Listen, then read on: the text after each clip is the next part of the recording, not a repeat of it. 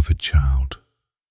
Before the foundations of the earth were laid, before the mountains were formed or the waters gathered into their places, I knew you. I called your name. I saw every day that would be written for you. And I chose you, not because you are perfect, but because you are mine. From the moment the breath of life filled your lungs, you became a treasure to my heart. And nothing you have ever done, nothing you will ever face, can change that. I know there are days when the weight of this world presses down on you so heavily that you wonder if anyone sees. I want you to know, I see. I have always seen. Not one tear has fallen from your eyes that I have not counted. Not one sleepless night have you endured without my presence, filling the very room around you, even when you could not feel me there. I am the God who does not slumber nor sleep, and my watchful eye has never once turned away from you. You are never alone. There will be valleys in your life, dark, winding paths, where the light seems impossibly far. You may walk through seasons of grief, of confusion, of loss so deep you feel hollow. But hear me, my child. Even in those valleys, I am with you. My rod and my staff are not just symbols of comfort. They are the reality of my presence, guiding you, protecting you, refusing to leave you to wander alone. I am the shepherd who leaves the 99 to search for the one who is lost. That one is you. I will always come for you. Do you remember when the disciples were in the boat, tossed by wind and waves, and fear had overtaken them?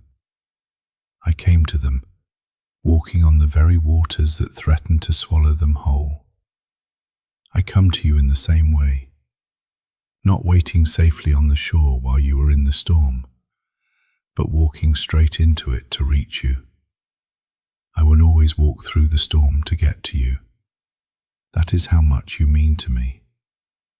My love for you has no conditions. Perhaps the heaviest burden you carry is the belief that you must earn your place in my heart. Let me dismantle that lie today. My love for you is not measured by your performance. It is not increased when you succeed or diminished when you fail. I loved you while you were still far from me. I did not wait for you to clean yourself up and present yourself worthy before I sent my Son. I sent him while you were yet a sinner, while the distance between us was at its greatest. That is the measure of my love. There is nothing in all of creation, not death, not life, not angels, not principalities, not things present, not things to come, not height, not depth, that has the power to separate you from my love. I wrote that promise not as poetry, but as law, as unbreakable covenant. You cannot fall so far that my arms are not there to catch you. You cannot wander so wide that my love cannot find you. You cannot sin so deeply that my grace is not deeper still. I have good plans for you. I know you have wondered about your future. You have lain awake at night, mind racing with uncertainty, asking yourself whether things will ever be different, whether hope is still reasonable. Hear my answer. The plans I have for you are good. They are plans to prosper you and not to harm you. Plans to give you a future and a hope.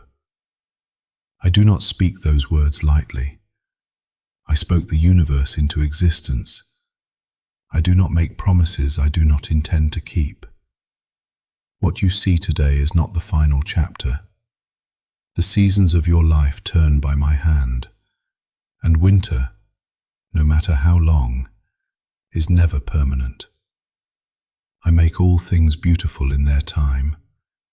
I take what is broken and make it whole. I take what is mourned and turn it to dancing. Trust me with the pieces of your story you do not yet understand, because I am weaving them into something more glorious than you can presently imagine. Come to me just as you are. You do not need to prepare yourself before you come to me. You do not need the right words, the right posture, or a clean record. Come to me with your burdens, and I will give you rest. Come with your weakness, and I will be your strength. Come with your doubt, and I will meet you there too. Just as I met Thomas in his, just as I met Peter in his failure on the shore, just as I met Elijah in his exhaustion under the juniper tree and gave him bread and rest before I gave him direction. I am gentle, and I am humble in heart. I will not crush what is already bruised, and I will not snuff out the smallest flicker of faith. Even faith the size of a mustard seed is enough, because it is not the size of your faith that moves mountains. It is the greatness of the one your faith rests in. And I am great enough for every mountain in your path. I am with you, always. I promised my children this before I ascended. I am with you always, even to the very end of the age. That promise has not expired. It did not apply only to those who walked the dusty roads of Galilee. It applies to you today, in your home, in your workplace, in your car, in your hospital room, in your loneliest midnight hour. I am Emmanuel, God with you. That name is not merely a title. It is my commitment to you, sealed in the blood of my Son. When the world abandons you, I will not. When friends misunderstand you, I remain. When your own heart condemns you, I am greater than your heart, and I know all things. I am the Father who ran down the road to meet the prodigal son before he could even finish his rehearsed apology. I am still running. I am always running toward you, not walking, running, because that is what love does when it sees its child coming home. There is a purpose in you that the enemy has spent your entire life trying to convince you does not exist. He has whispered that you are too broken, too late, too far gone, too ordinary. But I want you to hear me clearly. I do not make ordinary. Every single person I have breathed life into carries a fingerprint of the divine. You are not an accident. You are not a mistake. You are not a leftover. You are a carefully, intentionally, lovingly crafted expression of my glory, placed in this exact moment in history for reasons that are unfolding even now, even when you cannot see them. Do not despise the smallness of where you are standing today. Moses spent 40 years in the desert before I called him to lead a nation. Joseph spent years in a pit and a prison before I placed him in a palace. David was anointed king and then sent back to tend sheep. I am never wasteful with suffering. Every valley you have walked, every night you have endured, every tear you have wept, I have been composting it all into something fertile. Something is growing in you that could only grow in the dark. Fear has a way of making itself at home in the minds of those I love most. It speaks in the language of what if, and what now, and what then. It dresses itself up as wisdom and calls itself preparation. But I want you to know, fear is not from me. I have not given you a spirit of fear, but of power and of love and of a sound mind. When fear speaks, it is not my voice. My voice calls you forward. My voice says, be strong and courageous. My voice says, do not be afraid, for I am with you. I am asking you today to hand me the fears you have been carrying.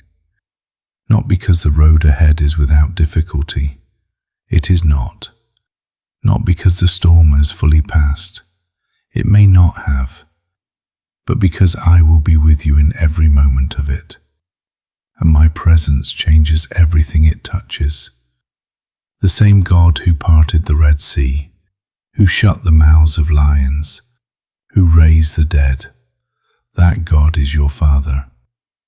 And He is watching over you right now, today, in this very moment as you read these words. My child, I want to leave you with this, not as a theological conclusion, but as a father speaking plainly to the one he loves. You are not too much for me. Your questions do not frighten me. Your failures do not repel me. Your doubts do not disqualify you. Your past does not define what I can still do with your future. I have seen the end from the beginning, and what I see when I look at your life is not a story of defeat. It is a story of redemption still being written. So hold on, not because you are strong enough, but because I am. Not because you have it all figured out, but because I do. Not because the pain is gone, but because I am greater than the pain, and I am using every single piece of it for your good and my glory. I love you with an everlasting love. I have drawn you with loving kindness, and I will never, not today, not tomorrow, not in 1,000 years, I will never let you go. You are mine, and I am yours, forever and always, your Heavenly Father.